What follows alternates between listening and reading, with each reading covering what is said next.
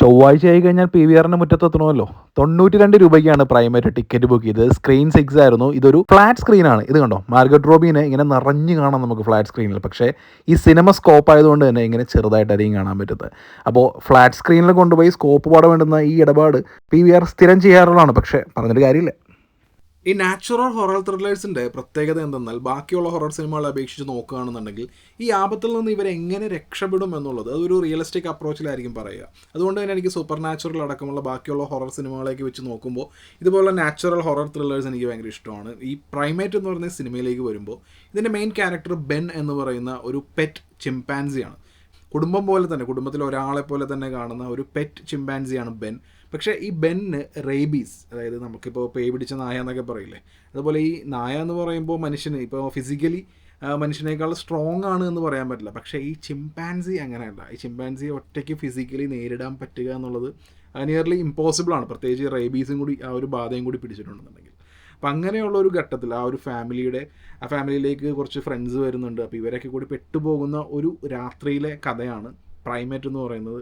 ഇങ്ങനെയുള്ള സിനിമയ്ക്ക് ഈ സിനിമ എവിടെയാണ് കഥ നടക്കുന്നത് എന്നുള്ളൊരു സെറ്റപ്പ് വളരെ ഇമ്പോർട്ടൻ്റ് ആണ്. ഇപ്പോൾ ഇതൊരു ഹവായിയൻ ഐലൻഡിൽ, ഈ ഐലൻഡ് എന്ന് പറയുമ്പോൾ അതിനകത്ത് ഒരു ക്ലിഫിന് നടുക്ക്, അയൽവക്കത്ത് വേറെ വീടുകളൊന്നുമില്ല, ആ ക്ലിഫിന് മുകളിലായിട്ടാണ് ഈ ഒരു വലിയ വീടുള്ളത്.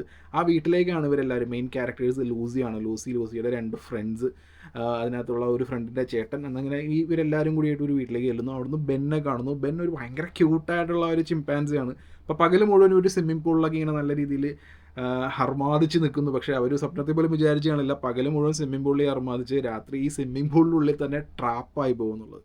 ഈ ബെൻ പെട്ടെന്ന് ബെൻ അല്ലാതായി മാറുകയാണ്. റേബീസ് വന്നു കഴിഞ്ഞിട്ടുണ്ടെന്നുണ്ടെങ്കിൽ പിന്നെ പ്രത്യേകിച്ച് എന്താവുമെന്ന് പറയില്ല. പക്ഷേ റേബീസ് പിടിച്ചിരിക്കുന്നത് ഒരു ചിമ്പാൻസിക്ക് ആയതുകൊണ്ടുള്ള ഒരു പ്രശ്നം എന്താണെന്ന് വെച്ചിട്ടുണ്ടെന്നുണ്ടെങ്കിൽ ഈ കൈ കൊണ്ട് മനുഷ്യൻ്റെ തല തല്ലി തകർക്കുക എന്നൊക്കെ പറയില്ലേ, ഈ സിനിമ എ സർട്ടിഫിക്കറ്റ് ആണ്. അതുകൊണ്ട് തന്നെ ഇതിനകത്ത് വരുന്ന വയലൻസ് വളരെ ഇമ്പാക്റ്റ്ഫുള്ളായിട്ടാണ് വരുന്നത്.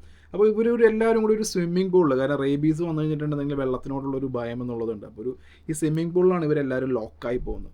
ഈ സ്വിമ്മിംഗ് പൂളിൻ്റെ എഡ്ജ് ആ സൈഡിലോട്ട് വരാൻ പറ്റില്ല, കാരണം എഡ്ജിൻ്റെ കൂടെ വന്നു കഴിഞ്ഞിട്ടുണ്ടെങ്കിൽ ബെൻ പിടിക്കും. അപ്പോൾ ഈ സ്വിമ്മിംഗ് പൂൾ ക്ലിഫിൻ്റെ ഏറ്റവും ടോപ്പിലാണ്. അപ്പോൾ അവിടെ നടക്കുന്ന കുറച്ച് കാര്യങ്ങൾ. അപ്പോൾ ഇങ്ങനെയുള്ള സിനിമയ്ക്ക് ബി ജി എം വളരെ ഇമ്പോർട്ടൻ്റ് ആണ്. ഇതിൻ്റെ ഇതിൽ വെച്ചിരിക്കുന്ന സൗണ്ട് ഡിസൈൻ, ഇത് വന്നിരിക്കുന്ന രീതി, ഇതെല്ലാം ഒരു പക്ക ഹൊറർ ഫിലിമിന് നല്ല രീതിയിൽ ഹെൽപ്ഫുള്ളാണ്. അതുകൊണ്ട് തന്നെ ഒരു നല്ല സിനിമാറ്റിക് എക്സ്പീരിയൻസ് ആണ് പ്രൈമേറ്റ് എന്ന് പറയുന്ന ഈ സിനിമ നൽകുന്നത്. ഇപ്പോൾ ഈ സൗണ്ട് ഡിസൈനും പിന്നെ ഇതിനകത്ത് ബി ജി എമ്മും പിന്നെ ഇതിൻ്റെ ആക്ടിങ്ങും ഇതൊക്കെ ഒരു പോസിറ്റീവ് സൈഡിൽ നിൽക്കുകയാണെങ്കിൽ തന്നെ ഈ സിനിമയുടെ ഒരു സെക്കൻഡ് ആക്ടിലേക്ക് വരുമ്പോൾ ഇതിനകത്തുള്ള മെയിൻ ക്യാരക്ടേഴ്സ്, അതായത് 3 പെൺകുട്ടികളാണ് ഇതിൻ്റെ മെയിൻ ക്യാരക്ടേഴ്സ്. ഇവർ ഫ്ലൈറ്റിൽ വെച്ച് പരിചയപ്പെടുന്ന 2 ആണുങ്ങളുണ്ട്. അപ്പോൾ അവർ ഈ വീട്ടിലേക്ക് വരുന്ന ഒരു സീക്വൻസ് ഉണ്ട്.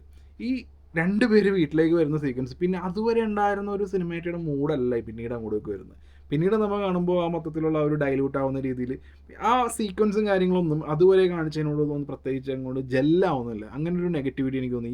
ഈ 2 പേര് വരുന്നതും പിന്നീട് ബെൻ കാണിച്ചു കൂട്ടുന്നതും തുടങ്ങിയ കാര്യങ്ങളൊന്നും അത്ര ആ സീക്വൻസ് നിന്ന് കട്ട് ചെയ്ത് മാറ്റിയിട്ടുണ്ടെന്നുണ്ടെങ്കിൽ സിനിമയ്ക്ക് പിന്നെയും ഒരു ഡാർക്ക് മൂഡ് ഉണ്ടാവും. പക്ഷേ പടം നല്ല രീതിയിൽ ഡാർക്ക് തന്നെയാണിത്. എ സർട്ടിഫിക്കറ്റ് ആണെങ്കിലും സാധാരണ ഇംഗ്ലീഷ് സിനിമകളെല്ലാം നല്ല രീതിയിൽ കട്ട് ചെയ്തൊക്കെയാണ് വരുന്നത്. ഇവിടെ ഈ വയലൻസും കാര്യങ്ങളൊന്നും കട്ട് ചെയ്ത് വരുന്നില്ല. സിനിമയുടെ തുടക്കത്തിൽ തന്നെ ഒരാളുടെ മുഖം വലിച്ചു കീറുന്നൊരു സീക്വൻസ് ഉണ്ട്. അതൊക്കെ അങ്ങനെ തന്നെ ഇതിനകത്ത് കാണിച്ചിട്ടുണ്ട്.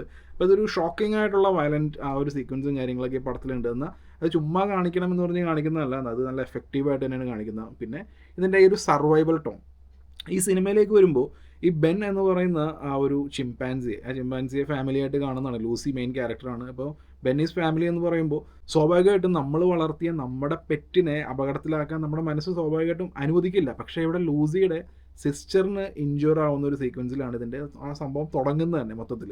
അപ്പോൾ സ്വാഭാവികമായിട്ടും Ben is not Ben anymore എന്ന് പറയുന്നുണ്ട്. എന്നാൽ പോലും ഇതിനകത്തെ ക്യാരക്ടേഴ്സ് ഇവർ ഈ ബെന്നീസ്, അതായത് എങ്ങനെയൊക്കെ ഓടി രക്ഷപ്പെടുക, മൊബൈൽ ഫോൺ എടുക്കാൻ പോവുക, അങ്ങനെയുള്ള കാര്യങ്ങളെല്ലാം നോക്കിയാൽ തിരിച്ചടിക്കുക എന്നുള്ളൊരു സംഭവം ഉണ്ടല്ലോ, അത് ഈ സിനിമയുടെ ഫൈനൽ ആക്ടിലേക്ക് വേണ്ടി മാറ്റി നിർത്തിയിരിക്കുകയാണ്. അപ്പോൾ ഈ 2 കാര്യങ്ങളാണ് എനിക്ക് ഈ സിനിമയിൽ നെഗറ്റീവായിട്ട് തോന്നിയത്. പിന്നെ ഇതൊരു ടൈം പാസ് ഫൺ വാച്ചാണ്. PVR എല്ലാ ചൊവ്വാഴ്ചയും 92 രൂപയ്ക്ക് ഉണ്ടായിരുന്നു. അപ്പോൾ ഈ സിനിമ വളരെ ഡാർക്കായിട്ടുള്ള പടം. അത് സിനിമയുടെ തീമും ഡാർക്കാണ്. പിന്നെ ഈ സിനിമയിനകത്ത് വരുന്ന വിഷ്വൽസും എസ്പെഷ്യലി ഡാർക്കാണ്. കാരണം രാത്രി നടക്കുന്നതാണ് ഒരു വീടിൻ്റെ അകത്ത്. പിന്നെ കുറച്ച് കാറിൽ കുറച്ച് സീക്വൻസ് ഇതൊക്കെ ഉള്ളതുകൊണ്ട് തന്നെ ഇതൊരു 2K ലേസർ പ്രൊജക്ഷനിലാണ് കാണുന്നതെന്നുണ്ടെന്നുണ്ടെങ്കിൽ കുറച്ചുകൂടി ബെറ്റർ ആയിരിക്കും. കാരണം ഞാൻ നോക്കുമ്പോൾ ഈ സിനിമയ്ക്ക് 4K സ്ക്രീനൊന്നും കൊച്ചിയിൽ അവൈലബിൾ അല്ല. അപ്പോൾ അവൈലബിൾ ആയിട്ടുള്ള ഏറ്റവും ബെസ്റ്റ് എന്ന് പറയുന്നത് 2K ലേസർ സ്ക്രീനാണ്. അത് PVR ഫോർമൽ ഓഡി 6 ആണ്. ഓഡി 6 നിങ്ങളിപ്പോൾ ഓൾറെഡി കണ്ടു കാണും.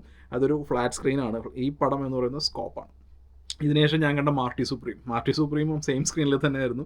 അതും സ്കോപ്പായിരുന്നു. അതൊക്കെ ഇവർ ഈ ഫ്ലാറ്റ് സ്ക്രീനിലാണ് ഇട്ടിരിക്കുന്നത്. പക്ഷേ ഈ ഓഡി 6ൻ്റെ ഓഡിയോ കിഡുമാണ്. ഇതിൻ്റെ സൗണ്ട് ഡിസൈൻ, ഈ പടത്തിൻ്റെ പ്രൈമേറ്റിൻ്റെ സൗണ്ട് ഡിസൈൻ ചെയ്തിരിക്കുന്നത്, BGM വരുന്നത് തുടങ്ങിയ കാര്യങ്ങളെല്ലാം അടിപൊളിയായതുകൊണ്ട് തന്നെ ഒരു നല്ല സിനിമാറ്റിക് എക്സ്പീരിയൻസ് ആയിരുന്നു.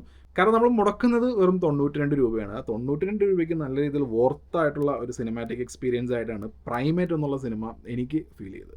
മൊത്തത്തിൽ നല്ല സൗണ്ട് ഡിസൈനുള്ള, അത്യാവശ്യം ടെൻഷനൊക്കെ ബിൽഡ് ചെയ്യുന്ന, നല്ല വയലൻസ് സീക്വൻസ് ഒക്കെ ഉള്ള ഒരു പടം. ഇങ്ങനെയുള്ള സിനിമയ്ക്ക് കഥ അല്ലെങ്കിൽ അതിൻ്റെ ആക്ടിങ് ഇതിനേക്കാളൊക്കെ ഉപരി നമുക്ക് കിട്ടുന്ന തിയേറ്റർ എക്സ്പീരിയൻസ് ആണ് ഇമ്പോർട്ടൻറ്റ്. അപ്പോൾ ആ തിയേറ്റർ എക്സ്പീരിയൻസിൻ്റെ കാര്യം ഞാൻ ഈ പറഞ്ഞ ഫോറം മോളിലെ സ്ക്രീൻ 6 പോലുള്ള ഒരു നല്ല സ്ക്രീനിൽ കണ്ടതുകൊണ്ട് എനിക്കിതൊരു 92 രൂപയ്ക്ക് നല്ല വാച്ചബിൾ ആയിട്ടുള്ള ഒരു എക്സ്പീരിയൻസ് ആയിട്ടാണ് ഫീൽ ചെയ്തത്.